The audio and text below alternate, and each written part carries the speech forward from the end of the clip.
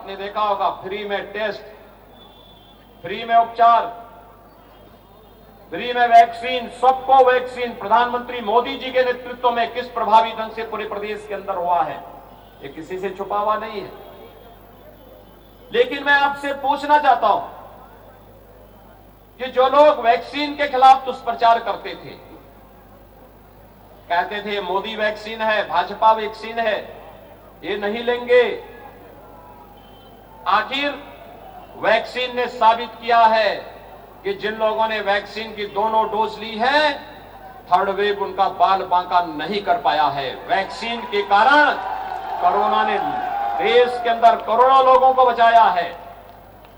जो लोग खिलवाड़ कर रहे थे, आज उनको जवाब देने की आवश्यकता है, बताने की आवश्यकता है कि अगर मोदी वैक्सीन और भाजपा वैक्सीन से हमारी जान बची है और तुम जान पर खिलवाड़ कर रहे थे, उनको मुंहतोड़ जवाब देने का समय है। उत्तर प्रदेश विधानसभा का चुनाव, उनको बताए जाने की आवश्यकता है कि अगर इस वैक्सीन ने जान बचाई है तो ये भले ही बीजेपी वैक्सीन हो या फिर मोदी वैक्सीन, वोट भी वहीं जाएगा। और मुझे लगता है कि अगर इसको हम बोलते हैं तो आने वाले समय में मानवता के साथ खिलवाड़ करने का दुस्साहस कोई नहीं कर पाएगा। अन्यथा जब कोरोना कालखंड में मानवता को बचाने की लड़ाई चल रही थी, भाइयों बहनों, कुछ लोग जो जनता का हालचाल नहीं पूछ रहे थे, सपा हो या बसपा या कांग्रेस, इनके नेताओं का कहीं अता पता नहीं था।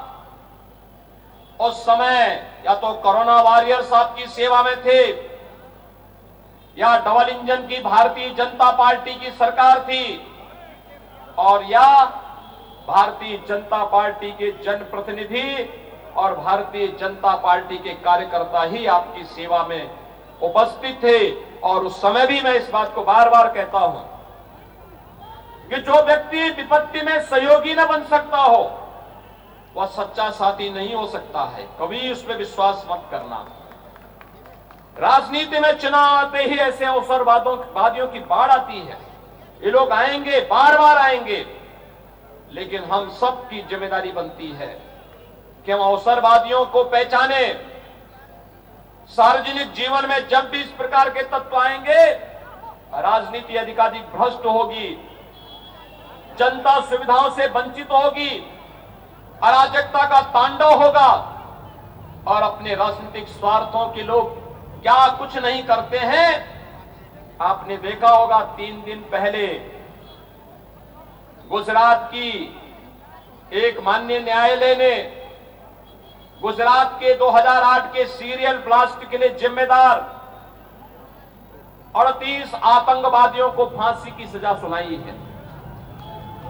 11 आतंकवादियों को आजीवन कारावास की सजा हुई है। भाइयों बहनों, जिन आतंकवादियों को आजीवन कारावास की सजा हुई है या फांसी की सजा हुई है, उनमें से कुछ का संबंध उत्तर प्रदेश के आजमगढ़ और अन्य जनपदों से है। आजमगढ़ से एक आतंकवादी जिसको फांसी की सजा हुई है, वह समाजवादी पार्टी का सक्रिय पदाधिकारी है, उसके अब्बाजान। आप अनुमान कर सकते हैं, छोटी छोटी बातों पर प्रतिक्रिया व्यक्त करने वाले समाजवादी पार्टी के मुखिया इस मामले में मौन क्यों हैं? ये मौन उनकी स्वीकृति को प्रदर्शित करता है कि समाजवादी पार्टी का हाथ आतंकवादियों के साथ।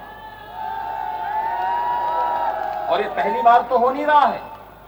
याद करिए 2013 में समाजवादी पार्टी की सरकार थी। समाजवादी पार्टी को एक निर्णय लेना था, मुकदमे वापस लेने का। अक्सर होता है, सरकार आती है, राजनीतिक मुकदमे जो दायर होते हैं, इन मुकदमों को वापस लिया जाता है। हमारी सरकार के समय छोटे छोटे मामले थे, 107/16 के, 151 के, मोटरसाइकिल से कोई सवारी कर रहा है, हेलमेट नहीं पहना है, उसका चालान हो गया है, पैसा नहीं भर पाया है, इस प्रकार के मुकदमों को वापस लिया था। लेकिन समाजवादी पार्टी ने कौन से मुकदमे वापस लिए?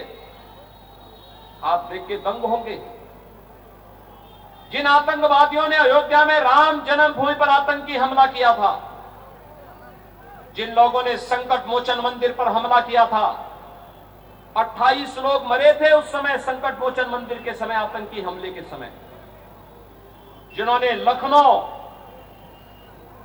अयोध्या और वाराणसी की कचहरियों पर हमला किया था, जिन आतंकियों ने गोरखपुर में सीरियल ब्लास्ट किए थे, कानपुर बिजनौर में ब्लास्ट किए थे, रामपुर के सीआरपीएफ कैंप पर आतंकी हमला किया था, ऐसे 1.5 दर्जन से अधिक कुख्यात आतंकवादियों को छोड़ने का निर्णय तब भी समाजवादी पार्टी की सरकार ने लिया था। वो तो हम धन्यवाद देंगे न्यायपालिका को, जिन्होंने समाजवादी पार्टी की इस मंशा को पूरा नहीं होने दिया था। जब चुनाव की 2022 विधानसभा चुनाव की पहली सूची आई, आपने देखा होगा समाजवादी पार्टी में किराना में टिकट उस व्यक्ति को दिया जिसने किराना में हिंदू व्यापारियों को प्लान करने के लिए मजबूर कर किया था। बिजनौर हो या फिर बुलंदशहर, गाजियाबाद हो या फिर रामपुर या मऊ, समाजवादी पार्टी ने ऐसे दागी चेहरों को टिकट दिया जो वहां पर बड़े बड़े दंगों के लिए पहले से कुख्यात थे, जिन्होंने हिंदू विरोधी दंगे करवाए थे, जिनका आपराधिक इतिहास है, जो लोग पेशेवर माफिया हैं, उन सभी लोगों को टिकट देकर के उन्हें उत्तर प्रदेश विधानसभा में वे लोग भेजना चाहते हैं। उनकी मंशा साफ नहीं। समाजवादी पार्टी इस मंशा के साथ आ रही है कि जो कार्यकाल प्रदेश ने 4 बार समाजवादी पार्टी का प्रदेश में देखा है, उसका फिर से वे पुनरावृत्ति करने के चक्कर में अब आपा भी खो चुके हैं, उलझुल बयानबाजी कर रहे हैं। अभी चुनाव से कोसों दूर है, जनता जनार्दन उनको पहले ही नकार चुकी है, लेकिन धमकी दे जा रहे हैं, हमले कर रहे हैं। और इसलिए भाइयों बहनों, आप सबको सावधान करने के लिए मैं आया हूं। भारतीय जनता पार्टी ने 5 साल के अंदर डबल इंजन की सरकार ने पूरी ईमानदारी के साथ, पूरी प्रतिबद्धता के साथ उत्तर प्रदेश की 25 करोड़ जनता के लिए प्रधानमंत्री मोदी जी के मार्गदर्शन में, उनके नेतृत्व में, बिना किसी भेदभाव के शासन की योजना का लाभ हर एक नागरिक तक पहुंचाने का कार्य किया, सुरक्षा का एक वातावरण देने का कार्य किया, अराजकता पर अंकुश लगाई, तो विकास को एक नई गति दी। याद करिए 2014 में जब हम लोग आए थे इसी टेढ़ी पुलिया पर सभा करने के लिए, तब ये मेट्रो का संचालन लखनऊ में नहीं था। 2017 में भी हम लोग आए थे, तब भी मेट्रो यहां पर संचालित नहीं थी। आज जब मैं यहां पर आया हूं, मैं देख रहा हूं मेट्रो लगातार चल रही है, आवागमन को आसान बना रही है। लखनऊ अब गंदगी का शहर नहीं, एक स्मार्ट सिटी बनने की ओर अग्रसर है। स्मार्ट सिटी मिशन में लखनऊ का आज स्थान आता है। यहां पर विकास की योजनाएं आगे बढ़ रही हैं। हमारा लखनऊ भी स्मार्ट सिटी बनेगा।